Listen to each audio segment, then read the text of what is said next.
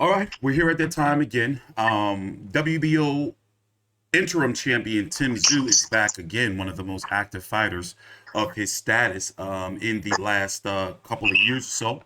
He's going to be taking on former WBC contender Carlos Ocampo of Mexico. You may remember him for being Errol Spence's first mandatory after defeating Kell Brook for the IBF 147-pound title. And just so happens, Errol Spence and Terrence Crawford just finished their press conference for their first fight.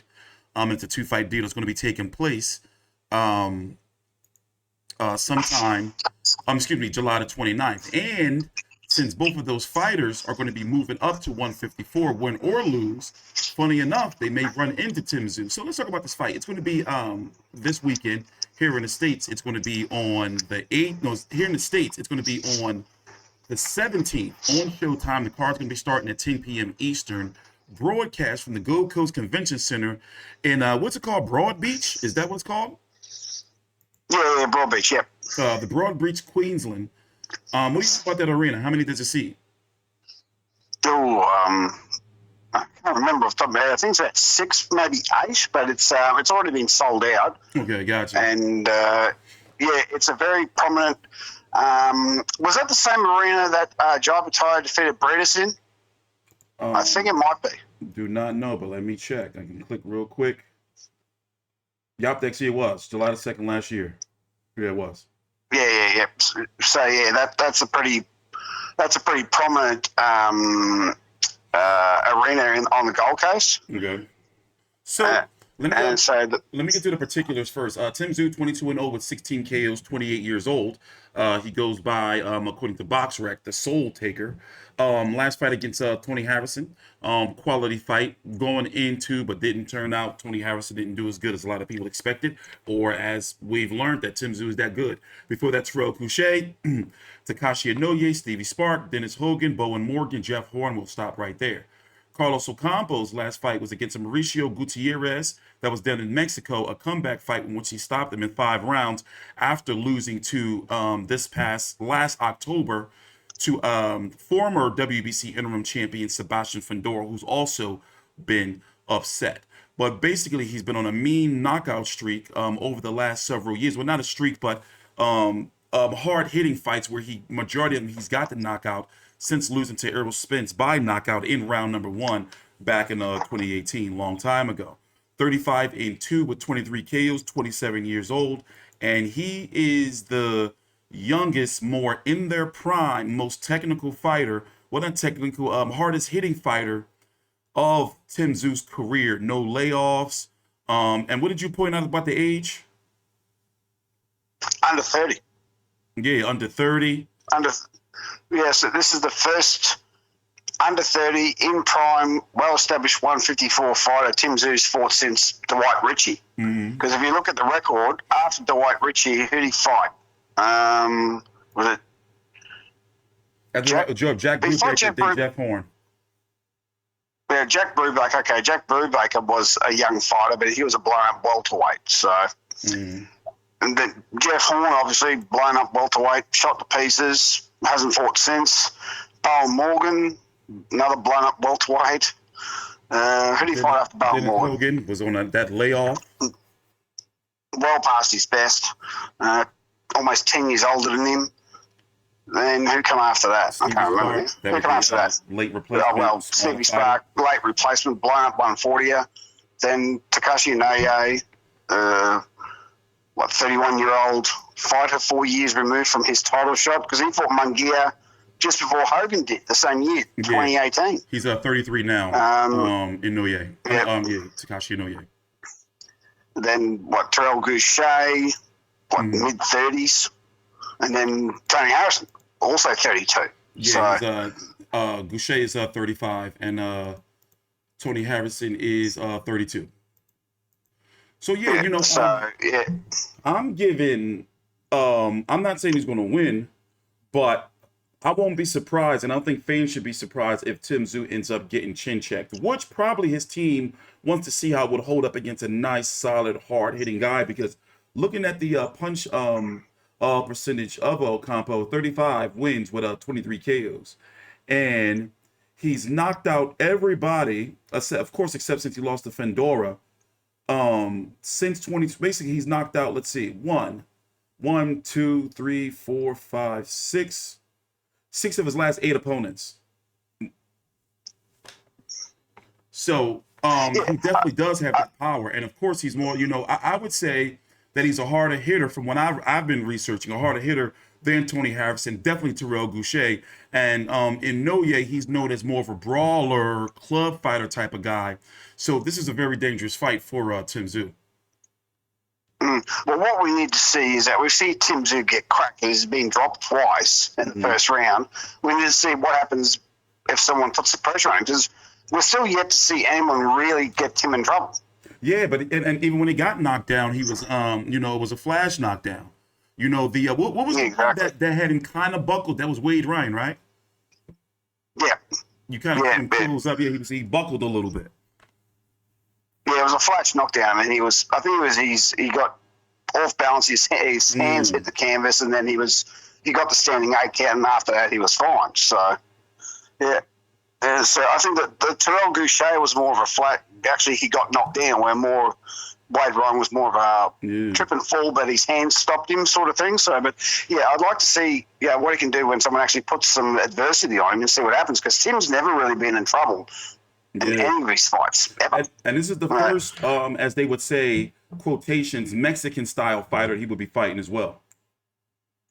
Yes, and he's been looking to fight one of those for a while. So. So yeah, and he bases himself off that Mexican style, because that's what his father used to fight like. So it's going to be an interesting fight. So yeah, it's a dangerous fight, especially a fight that he doesn't have to, take with his fight with Charlo being sometime before the end of this year. It's supposed to be. They wanted to happen by the end of September, but don't be surprised if, as long as the fight gets done, it may happen in October or November. But either way, his next fight is supposed to be Charlo. And it's a dangerous fight. He's been taking dangerous fights. And, what's your thought process behind that? Just to remind fans on how you feel about him taking these fights when he already has a big undisputed fight lined up.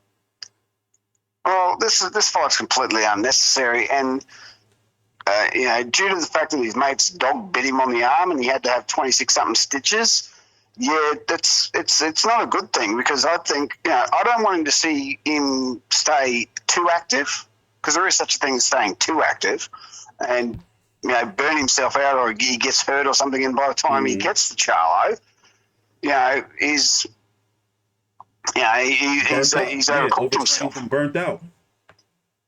Exactly. He's overcooked himself. And, he's 28 years old. He's in the thick of his prime. But I personally would have said, wait your 6 months, because he only fought back in March. It would have been like, wait your 6 months. Charlo's not going anywhere. So I wouldn't have risked it, because every fight's a risk. There's a risk of injury. There's a risk of, losing. So personally, I would have said, don't worry about it, because the weird thing was, the second this fight was announced, 2 days later, the WBA put their foot down and made the Charlo announcement it's got to be done by September 30, and that was like literally 2 days after the fight was announced. Yeah. So and it would be, let's say if he beats Ocampo, it would be 4 fights, counting the Charlo fight, that he would have since October of last year. Now, already right now it's June 11th. Just it's June 13th right now, but since June 11th of 2022. Oh no, wait, I'm looking at the wrong. Oh my bad, I'm tripping. Looking at the wrong guy. Well, anyway, excuse me. No, he would have 2. He would have 3 fights this year if he fights Charlo after he beats Ocampo. But since last March, and he only had really that layoff because of messing around with Charlo. But basically, what I'm saying is he's been really active, for the average boxer, averaging about 3 fights a year. 2022, we know he was messing around with Charlo. And wait, how many dates was it for the Charlo fight again? Was it 1 or 2? And he was supposed to fight him in January. So. But then wasn't it a date for him? Oh, and then he fought Terrell Goucher. There you go. All right, I remember now. Okay, it makes sense. Yeah. So, but, with these dangerous fights like this, I don't know, it's starting to make me wonder, as we talked about with the no limit deal, it's because they have to fill those dates. And you're saying the fight's already sold out, but what I'm noticing is, I've been on the main event page, when do they normally start picking up the content? Because normally it would seem like they would start like the Friday or Saturday before, but now I'm looking, it's kind of bare, so I'm guessing they're going to really start picking up tomorrow with the promotion. Well, if they started this week because he had a media workout yesterday. Mm-hmm. So I haven't seen the main event channel yet, but I dare say they'll be playing his fights over and over again like they do every time. So it'll start ramping up from today if it hasn't already. Are fans talking about this fight? Like, what have you heard about like the appeal for this fight before we get to the undercard? What have you heard about the appeal? Like how's it buzzing over there? Because nobody's talking about it over here. Well, it's a sellout. I mean, they're ramping it up now. They've kicked it off yesterday, so now they're going to start ramping up. It's going to be more on Fox News and all that sort of stuff. So, 521, which is the pay-per-view channel, just continuously plays his fights over and over and over and over for the solid week. So they do the same thing every time. So, yeah, I mean, it's already sold out. Yeah, what more could you want? But, yeah, I'm just saying because I get a little burnt out. I don't know. Yeah, I get a little cautious when they say it's a sellout because they said that Tony Harrison was a sellout, but that's a 21-seat arena, but they only sold 12,000 tickets. That's not a sellout. Okay, so they made okay. I see what you said. They curtained off a good portion of it.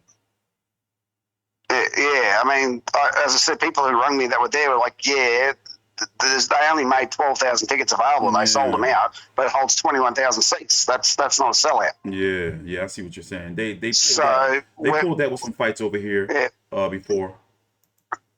I mean, all arenas do it. Like, it's a sellout. Well, they've sold out all the tickets they made available for it. So, to me, a sellout means that you can't get another person in there sideways. That's a sellout. Yeah. But I mean, all promoters do it, so it's no different than what I'm sure they do it in the States. I'm sure they do it everywhere. So let's talk about this undercard. You got Sam Goodman versus Raees Salim. That is an eliminator for the WBO. I'm not sure if it's the final eliminator. I think it is a final eliminator to be the mandatory for the winner of Stephen Fulton and Naoya Inoue, which is supposed to be happening on July the 25th, the same week as Spence. You sure it's not IBF? What'd you say? Sure it's not IBF? I could have sworn it's not the IBF. You're right. It is the IBF. My bad. It is the IBF.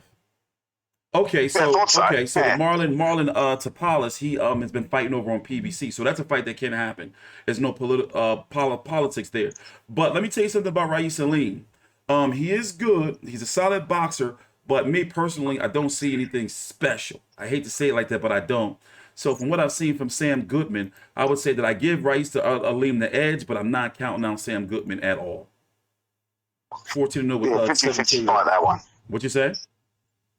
50-50 fight. Yeah, pretty much. You have Justin Frost versus Hassan Hamdan, Hazley Heppy versus Troy Pilcher, Vegas Larfield versus Jean-Raul Castillo, Rocky Ogden versus Mark Schreibs. So you can, like, who in this undercard, like, I mean, explain to me. I don't know who any of these people are.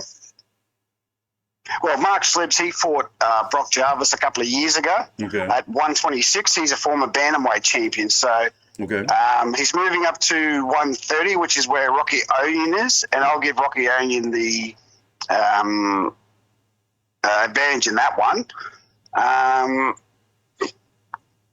Frosty versus Hadman will be a good fight. Hadman's one of Jeff Fennick's fighters. Okay. So he'll be in the corner. I think most people are saying that it's going to be Haman with the advantage, but I don't know. I mean, Frosty's had an epic trilogy with Leyland Law for the 140 belt, so that's probably going to be fight of the night, in my opinion, because I think Frosty's a hard. Iceman. Yeah, Frosty's a hard fighter. If you've ever seen him fight, he's a hard fighter. So he just ones that just doesn't quit. You know? Yeah, military man. Sorry? Military man. Yeah. Former Australian soldier. So, who else is on the card again? I haven't got it in front of me. Let's see. You have Hasley, or Troy Pilcher. Vegas Larfield versus Jern Rel Castillo. And Liam Talavo versus Isaac Leakey. Yeah, Vegas Larfield's a good prospect again. I think he's like 8-0. Yeah. He's coming along nicely. I think that's another keep busy fight for Vegas, and he should deal with. I think he's fighting a Filipino guy, and well, it'd be hard for him. I think Vegas will take it out pretty easy. Okay, so basically, this is pretty much like it's a showcase card and a stay busy card for Tszyu, pretty much. That's just can't really sum it up any better than that. Yeah, pretty much. I mean, remember Liam Wilson was supposed to be on that card, but he got injured. And also, isn't this the card you said they wanted Tszyu on as well, Obitaya? Oh, that was last week's card. No, Tszyu was supposed to be the other card. No, Gotcha. that was Parker Opolo. Got you. Okay. All right.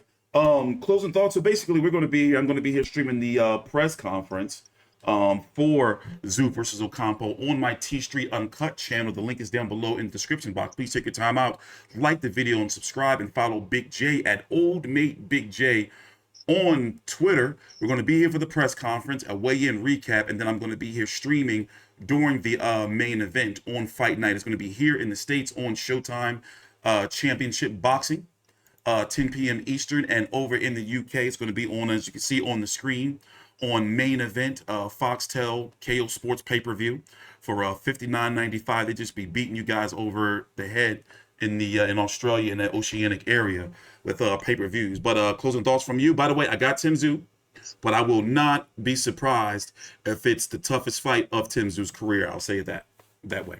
And you? Well, I mean, he's only getting here 6 days beforehand, so I think 6-7 rounds, Tim will take care of this guy.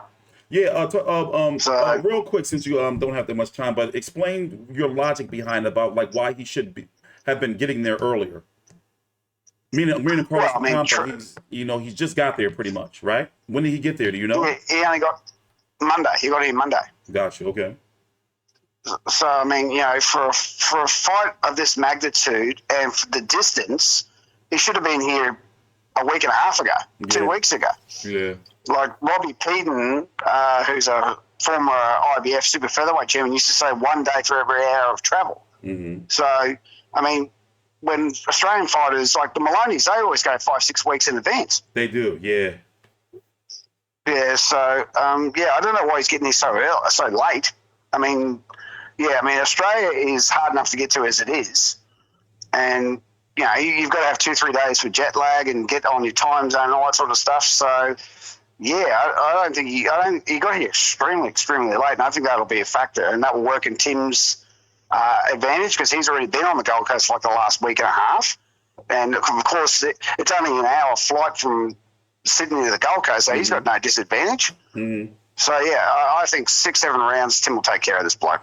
Okay, even though it was a flash knockdown, I definitely think that Ocampo has a chance to probably drop Tszyu. Against Terrell Goucher. I'm thinking that Ocampo has a better chance than Goucher to drop him and possibly buzzing. And also, he's fighting for the WBO interim title, so this is a championship for him and a shot at undisputed. And I wonder if they can do rematch clauses for interim titles.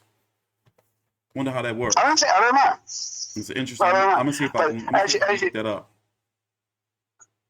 As you said, Tim's weak point is the first couple of rounds. Once he gets his eye in, that's pretty much it. Yeah. But his weak point is the first two rounds. Yeah.